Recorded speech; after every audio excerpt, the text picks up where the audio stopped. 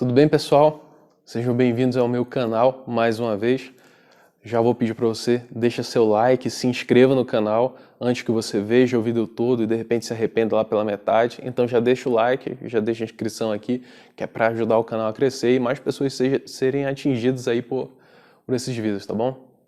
O assunto que a gente vai falar hoje é um assunto delicado. É um assunto que vai envolver política nacional e, obviamente, como que nós cristãos devemos nos relacionar com esse assunto de política, que é o presidente Bolsonaro e a relação dele com a igreja evangélica. Então tudo que eu vou falar aqui é do ponto de vista de um protestante, de um cristão protestante, porque eu não sei falar de outro lugar, eu não sei falar a partir de outro lugar, eu sei falar como um cristão protestante. Todas as coisas que eu avalio no mundo, eu avalio como eu sou, como um evangélico que eu sou. Então, se você de repente achar que esse vídeo está muito fundamentalista, ou então que esse vídeo está muito bíblico, ou então de repente você é cristão e nem achar que está tão bíblico assim, isso já é outro problema, mas se você não acha que esse vídeo, eu queria ouvir um outro ponto de vista, ou então não gostei não, ele é muito terrivelmente evangélico, bem, talvez você não vai gostar desse vídeo, mas eu convido você a assistir até o final, porque talvez eu tenha aqui bons argumentos para apresentar para você a partir de um ponto de vista bem cristão, de um ponto de vista bíblico, o máximo que eu consigo ser. A ideia principal é que a gente está vivendo no Brasil, a gente tem que reconhecer que a gente está vivendo no Brasil uma crise. Não só por conta da pandemia, que é uma crise mundial, a gente está vivendo também no Brasil uma crise política. E a gente não pode negar que no Brasil tem uma crise política. A gente vive uma guerra de narrativas, a gente vive uma guerra política no Brasil. E isso é extremamente prejudicial para o país. Mas isso é peculiarmente prejudicial para um setor da nação, que é a igreja evangélica. A igreja evangélica está em grande risco de sair extremamente queimada de toda essa crise, de toda essa guerra de narrativas e de nós contra eles que se estabeleceu no nosso país. Isso tem muitos motivos, isso vai ter muitas consequências também. Mas uma coisa que é importante notar é que a gente vai dizer assim, o Brasil está em crise. Mas desde que a gente é criança, e desde antes da gente ser criança, quando a gente nem era nascido, o Brasil já estava em crise. Desde que a gente ouve falar, o Brasil está em crise, o Brasil vive sucessivas crises. O Brasil é um país que nunca sai da crise da sua adolescência. O Brasil está sempre se revoltando contra si mesmo e fazendo os mais diversos tipos de besteira, está sempre experimentando uma nova e desastrosa aventura.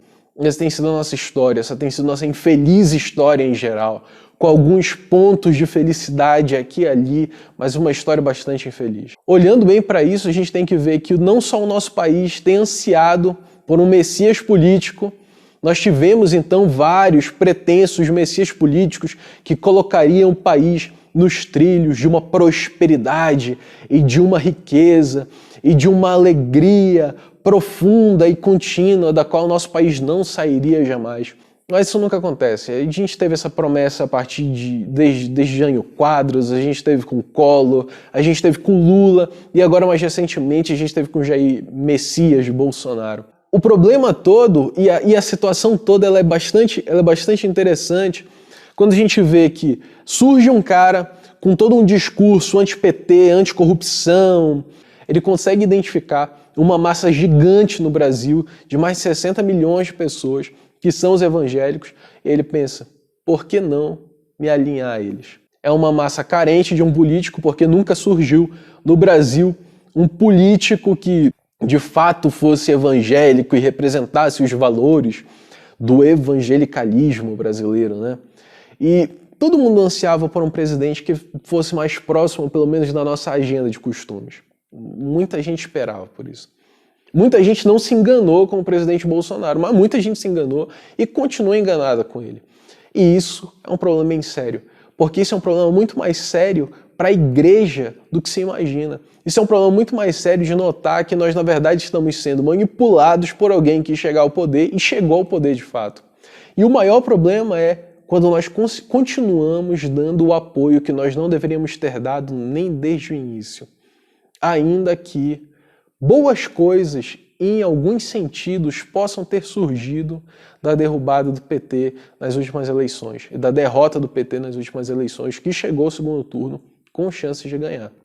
Mas a gente sabe, já dizia Martinho Lutero, o diabo é o diabo de Deus. Como a igreja tinha esse anseio para preencher essa lacuna, para preencher essa vontade de que nós tínhamos que ter um político que falasse com a gente, dialogasse com a gente, que ouvisse as igrejas, ouvisse os pastores, o presidente Bolsonaro ele enxergou ali a boa oportunidade para ele. Não com pouca habilidade, não. Ele se aproximou bem, deu espaço para cristãos reformados, deu espaço para pentecostais, deu espaço para neopentecostais, e se engana quem acha que ele conseguiu a grande força dele só no seio das igrejas neopentecostais. Muita gente se iludiu com ele. E por que eu falo que se iludiu com ele? Porque ainda falar que se iludiu com ele é ofensa para muita gente. E eu sinto muito que isso ofenda muitos dos meus irmãos. Eu sinto muito por isso. Porque a ideia não é ofender, mas é argumentar. É argumentar para que talvez alguns olhos possam ser abertos para que a gente consiga olhar e principalmente perceber o que está acontecendo no nosso país, o que está acontecendo no Brasil. Não é simplesmente a nossa reputação ou então o futuro do país que está em jogo. É aquilo que nós prezamos, aquilo que nós dizemos que estamos dispostos a morrer por isso. Nós dizemos que estamos dispostos a morrer por Cristo. Se é algo que nós amamos tanto e que nós estamos dispostos a morrer, então nós temos que estar dispostos a zelar muito por isso. Nós temos que estar dispostos a zelar com todas as nossas forças em tudo aquilo que nós podemos fazer. E é por isso que é importante que se tenha esse tipo de linguajar, ainda que se diga que você se iludiu, você se enganou mesmo, e talvez você continue enganado. Mas o presidente Bolsonaro, ele acaba se alinhando de uma maneira falsa, de uma maneira superficial, né, de uma maneira aparente, aquilo que muitos dizem que é a agenda de costumes dos evangélicos. Ele se levanta contra a ideologia de gênero, ele se levanta contra a questão do aborto, ele se levanta contra alguns outros discursos da esquerda, inclusive. Só que a gente tem alguns problemas bem sérios com ele, quando a gente olha para o evangelho e a gente vê que, na verdade, o alinhamento ele é todo falso. A gente tem um problema muito grande quando a gente despreza certos pontos daquilo que nós cremos muito, e nós cremos com todo o nosso coração, simplesmente porque alguém diz ter uma agenda de costumes mais próxima da nossa. Uma coisa que nós temos que lembrar seguidamente, frequentemente, nós somos cristãos, é que Cristo é maior do que todas essas coisas. Cristo é maior do que costumes, Cristo é maior do que moral, Cristo é maior do que todas as coisas. E eu não estou dizendo que essas coisas elas têm que ser ou elas podem ser desprezadas. Elas não podem. Porque tudo aquilo que é bom e todo sumo bem reside em Cristo. Cristo é o sumo bem. Deus é o sumo bom. E tudo aquilo que vem e que há de bom provém dele. Toda boa moral, todo bom costume, toda boa dádiva, toda bênção provém de Deus, provém do Senhor Deus. Nós cremos assim, nós somos cristãos, cremos assim. Então, quando nós vemos alguém que mesmo que não seja um cristão, que não seja um cristão protestante, desconcordar com coisas que nós prezamos muito e pregamos, quando a gente vê alguém falando assim, a gente pensa, ok, há a possibilidade de trabalhar com essa pessoa, a possibilidade de conviver melhor. Talvez ele seja a pessoa certa para esse momento. E eu entendo completamente quem, de repente, tenha se enganado com o presidente Bolsonaro. Eu entendo completamente quem, de repente, acha que ele era a melhor escolha. Eu entendo. Eu não votei nele, né? Eu também não votei no PT. Eu não voto no PT. PT, para mim, é sempre descartável em uma eleição. Não é nem considerável. E eu entendo quem olha para o presidente Jair Messias Bolsonaro e pensa assim, mas poxa, ele é contra o aborto. Quem me conhece há mais tempo sabe da minha posição em relação ao aborto. Eu tenho discursado contra isso, eu tenho ensinado contra isso, eu tenho falado nos círculos onde eu posso falar, eu tenho falado contra o aborto. Eu sou completamente contra o aborto. Eu tenho minha posição ela provém da Bíblia, e eu entendo quem olha para o presidente Jair Messias Bolsonaro e pensa assim, ó, ele é pró-vida. É pró-vida, apesar de que a pandemia fala o contrário acerca disso.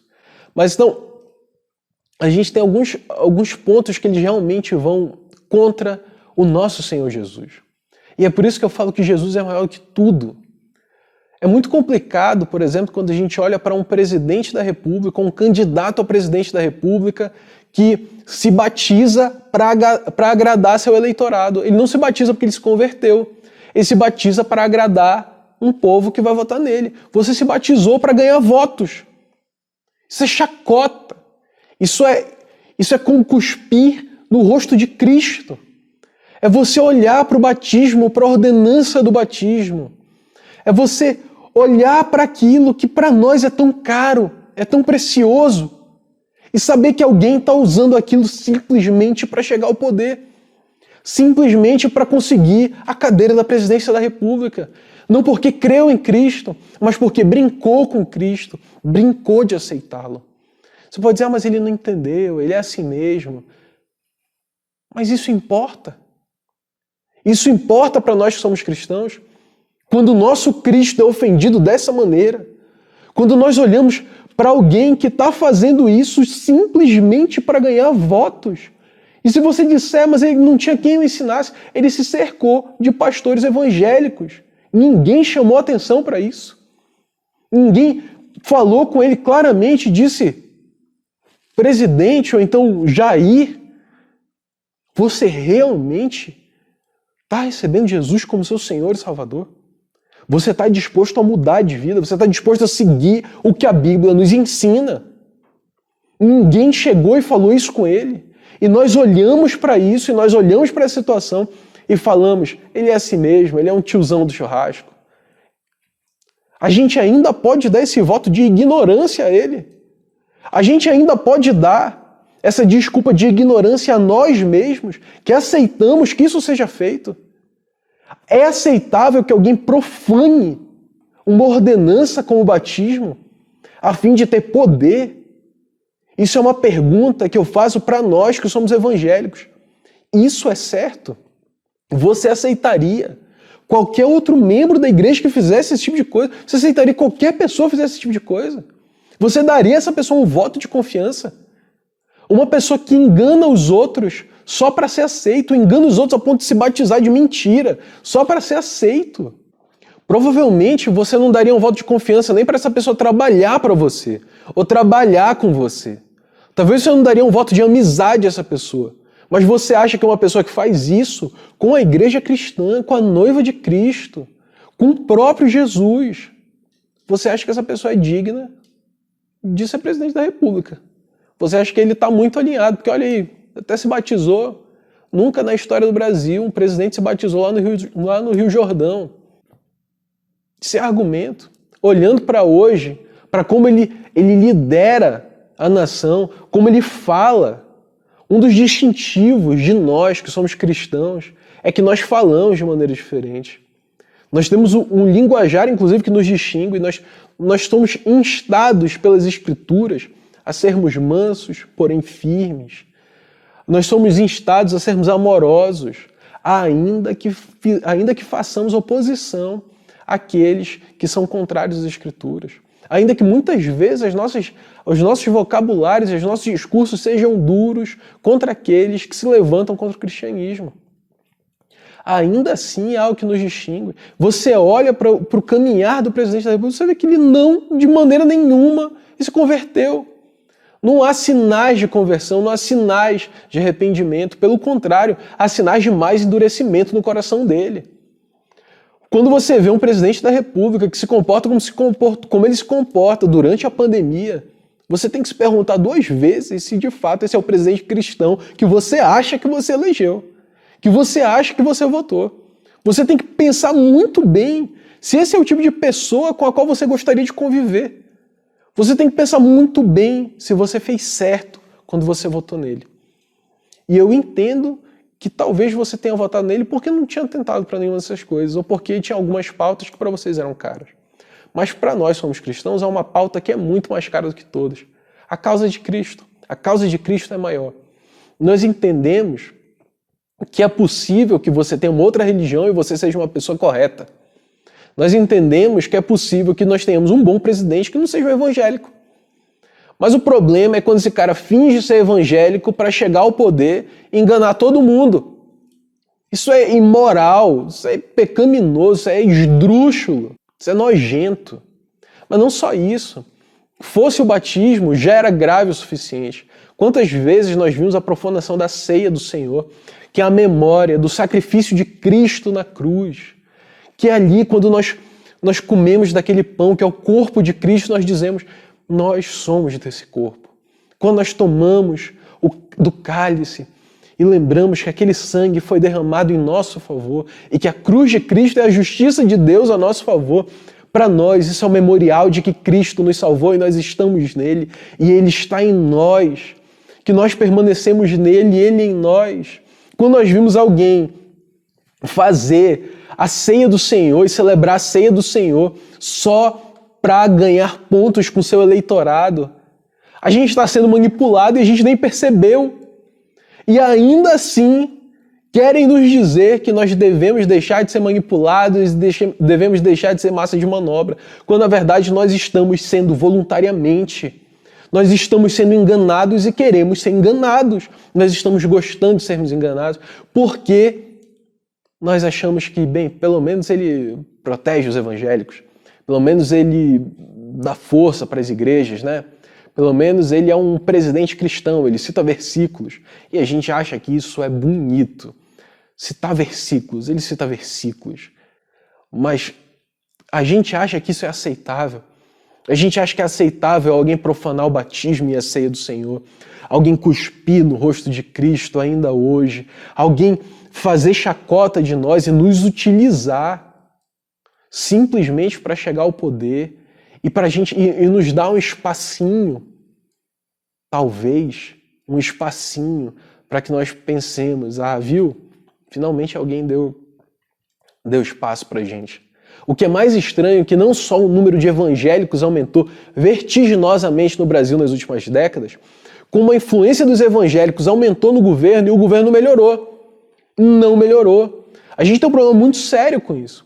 E a gente tem um problema muito mais sério ainda, que quando a gente tem esse tipo de comportamento, de gente que se parece cristã, que utiliza, alguns vão falar dos sacramentos ou das ordenanças cristãs, se utiliza de frases ou então de versículos bíblicos, para poder convencer a gente de que ele é um de nós, mas quando ele não é um de nós. E quando a gente vê que esse presidente, essa figura política, ela causa divisão na Igreja de Cristo.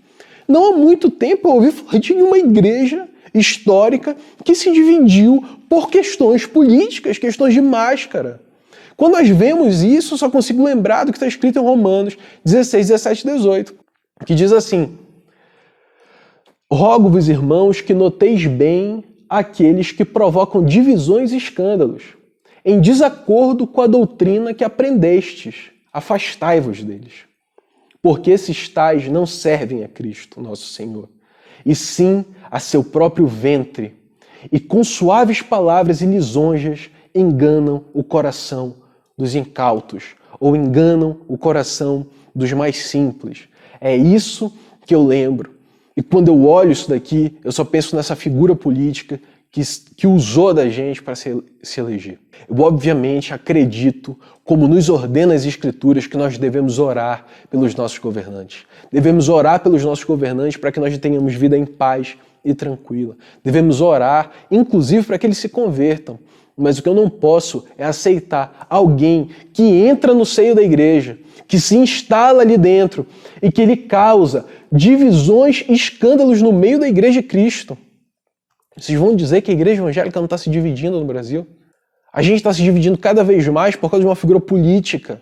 Nem o que todas as cisões doutrinárias fizeram no nosso país tem dividido tanto o nosso país como isso. E eu acho incrível como a gente ainda consegue aceitar e a gente continua achando que isso faz parte da nossa liberdade individual. Não, faz parte da minha liberdade. Alguns ainda falam que isso faz parte da liberdade deles em Cristo. Eu não vejo aqui em Romanos qualquer espaço para a nossa liberdade individual de fazer chacota de Cristo, ou então de deixar com que alguém nos use e provoque divisões e escândalos na igreja. Porque isso está em desacordo com a doutrina que nós temos aprendido. Tudo aquilo que nós aprendemos das Escrituras não são compatíveis com aqueles que causam divisões e escândalos na igreja. E principalmente esses que não são cristãos de fato, que não são convertidos de fato, que usam dos sacramentos e das ordenanças para simplesmente chegar ao poder. E tem crente que olhando para as Escrituras diz que isso não tem nada a ver, que a gente pode simplesmente continuar, senão o outro seria pior. Talvez o outro fosse pior sim, mas o pior é a gente dar apoio a alguém que está em claro desacordo com as Escrituras em algo que nós deveríamos prezar profundamente. O nosso zelo deveria ser alto por questões como essa, por versículos como esse, por trechos bíblicos que nos instam a não apoiar pessoas que agem como o presidente Bolsonaro agiu e ainda se comporta.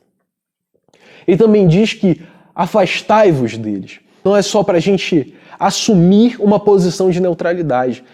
Ele nos insta também a nos afastarmos destes. E ele continua dizendo, porque esses tais não servem a Cristo, mas sim a seu próprio ventre. Vocês vão me dizer que é diferente? É exatamente o que a gente tem vivido. O centro desse texto, o ponto central desse texto é Cristo, o nosso Senhor. Cristo. O nosso galardão é Cristo. O nosso maior prêmio é Cristo. Cristo é o nosso Senhor, é a quem nós servimos. Quando nós aceitamos esse tipo de discurso, esse tipo de atitude, não tem como a gente dizer que a gente ainda está sendo bíblico, que a gente está sendo o máximo de cristão que a gente pode ser. A gente está sendo o mínimo que dá para ser. A gente está quase deixando de ser quando a gente apoia gente que faz esse tipo de coisa. Isso é um problema muito sério para a igreja. Há um problema ainda maior porque a igreja tem se dividido.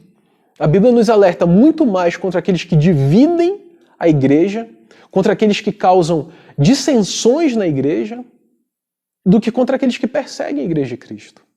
Aqueles que perseguem a igreja de Cristo, por isso nós devemos orar.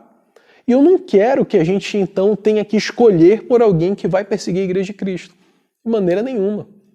Eu acho que nós temos que escolher sempre a melhor opção que nós pudermos escolher, mas nunca aqueles que a Bíblia fala para nós, inclusive, nos afastarmos deles. Nunca. E essas figuras, muitas vezes, a gente acha que elas estão em campos opostos, mas elas estão no mesmo campo. E o campo é daqueles que nós não devemos nem considerar como candidatos, nos quais nós devemos votar ou não.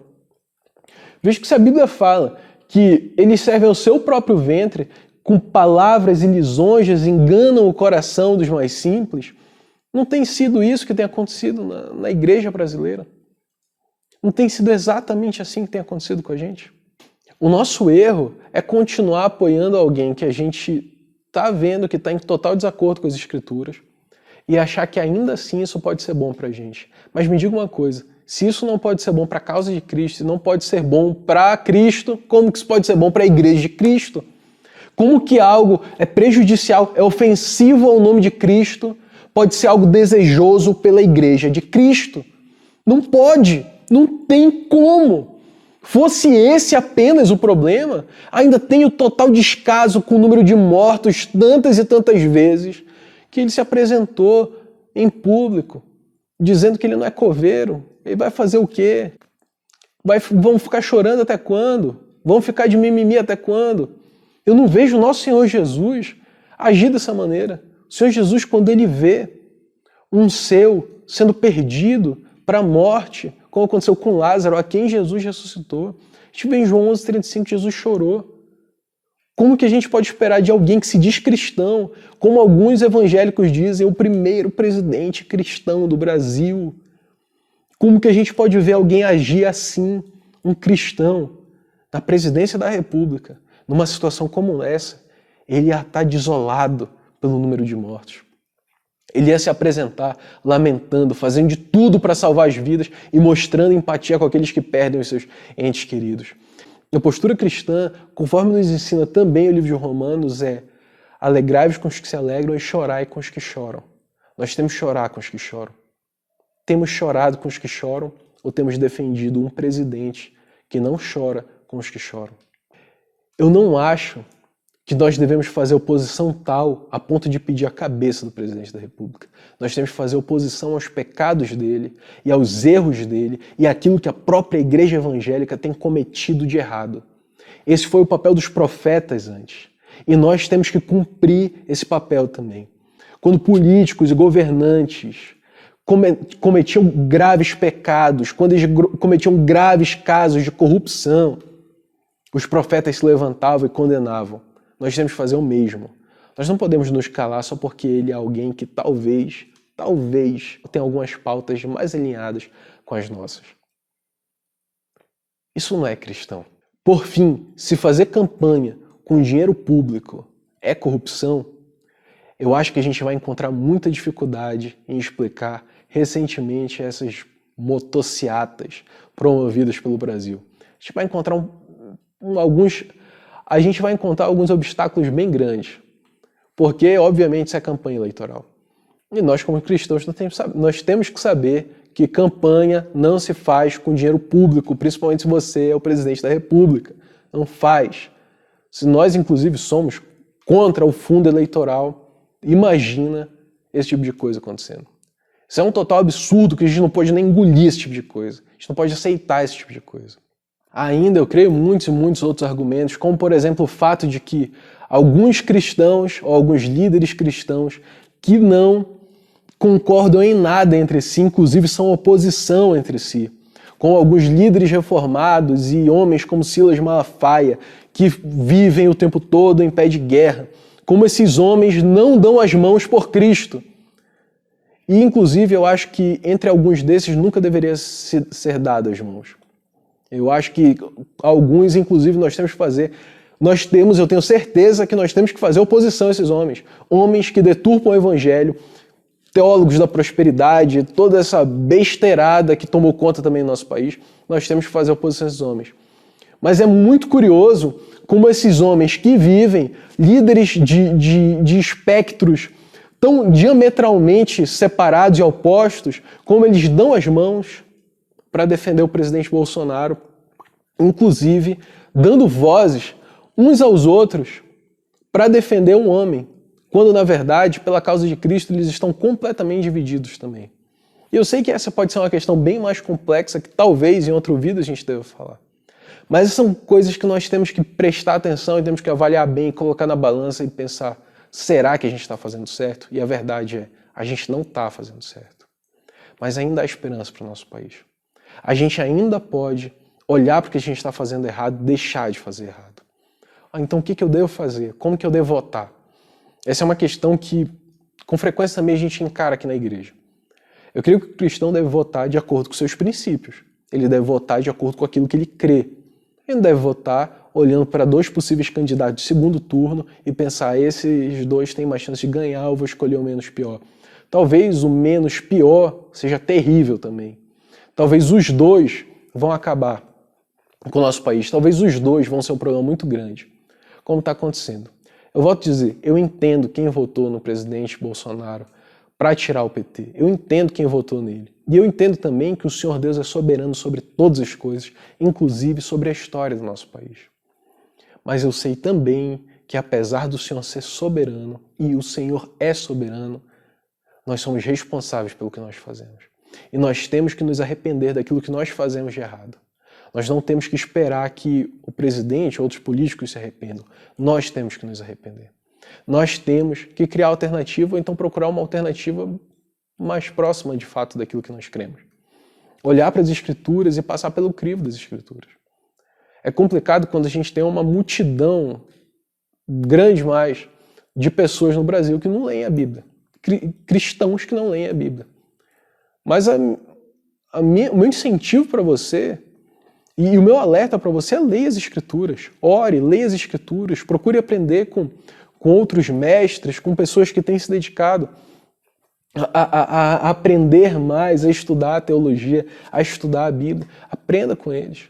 E se afaste desses maus ensinamentos, se afaste desses falsos mestres, se afaste desses que causam divisões e escândalos e com palavras e lisonjas nos enganam a fim de conseguirem apenas aquilo que eles mesmos querem para si mesmos, aqueles que só pensam no seu próprio ventre. A causa deles não é Cristo. Há esperança para o Brasil. Cristo é a esperança para o Brasil. Mas a gente sabe que nas próximas eleições de 2022, Cristo não vai ser um candidato. Então nós temos que procurar o melhor candidato possível. O cristão ele deve votar de acordo com a sua consciência e de acordo com uma consciência bíblica. Não de acordo com simplesmente as possibilidades que se apresentam. Nós temos que mandar um recado. E a gente também tem que parar de fazer besteira. É isso que eu espero da igreja, é isso que eu espero, inclusive, que esse vídeo cause entre alguns. Eu espero que o Senhor Deus realmente fale conosco, Ele nos abra os olhos, Ele nos abra as mentes. Eu sei que algumas, muitas ou poucas pessoas, eu não sei qual vai ser o alcance desse vídeo, podem ficar com muita raiva de mim. E eu peço para você que você não fique com raiva. Eu vou entender se você ficar com raiva. Mas eu peço que você avalie muito bem aquilo que eu falei agora. Porque o que eu estou falando não é para nós sermos inimigos, mas como um bom amigo que eu creio que cristãos devem ser, eu estou fazendo a minha parte para alertar você biblicamente daquilo que a Bíblia fala sobre o que nós vivemos. E eu espero que você tenha gostado desse conteúdo. Falo de novo, não esqueça de dar seu like, não esqueça de se inscrever no canal. E eu espero você no próximo vídeo. Se quiser assistir alguma coisa que eu já postei antes, eu só postei um vídeo antes, então você vai, ou desse lado, não sei, você vai poder ver esse vídeo, tá bom?